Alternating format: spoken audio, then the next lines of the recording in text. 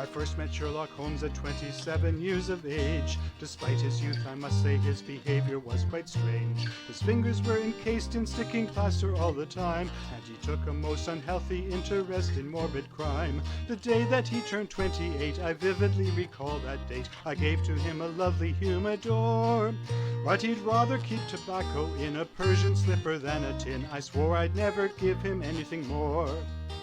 And then there was the year in which he took so much cocaine. I feared some permanent effect upon his mighty brain. So I gave him the substitute, redeeming him from sin, a new completely harmless drug that's known as heroin. He showed no signs untoward, deciphering the sign of war. We learned to duck whenever Tonga shoots. After we had nosed around and fought the Baskervillian hound, Sir Henry sent Sherlock a pair of boots. What does one give to the man who has everything? Each year at birthday time, no ideas come to mind. What does one give to the man who has everything? Such a man is Sherlock Holmes. The year in which he met that little Yankee babe Irene, my present was a grey-bound book of photographs obscene. I hoped it would entice him into marrying the dame, but he sat back and let her take on Godfrey Norton's name. I then met my beloved Mary, soon engaged, we didn't tarry, moved away to Paddington and loved it. Whenever Sherlock would make sounds, another doctor took my rounds, and all too soon my Mary up and snuffed it. When Holmes came back from spending his 3-year hiatus drama, I gave to him a dictionary so he could spell llama, an atlas showing Montpellier with 2 L's, not just one. But he just laughed and blamed it on that illiterate Sigerson. I don't know that I'd bet that he really saw Tibet. He always liked to think himself a hero.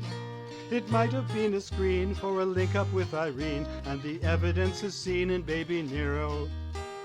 What does one give to the man who has everything? Each year at birthday time, no ideas come to mind. What does one give to the man who has everything? Such a man is Sherlock Holmes. The year we rescued Violet Smith, the solitary biker, ungraciously she never paid us, what a little piker.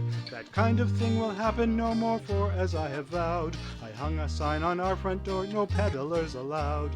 Though many cases have been read, there were more to which he said, my friend, I wouldn't touch it with a fork. The tale of his last bow did bring a little present from the king, reward for capturing the spy von Bork. I've long since died and come up here with Mary and the others. Well, Mary isn't here right now, she's visiting her mother. So I just sit and play my harp and sometimes watch the telly, and keep Sherlock Holmes' beekeeper supplied with royal jelly. He's well beyond a century, but still as sharp as he can be. In spite of that, there's something not the same. For there among his bloody bees, I get the feeling he'd be pleased to combat once again Professor James. What does one give to the man who has everything? Each year at birthday time, no ideas come to mind. What does one give to the man who has everything? Such a man is Sherlock Holmes. Such a man is Sherlock Holmes.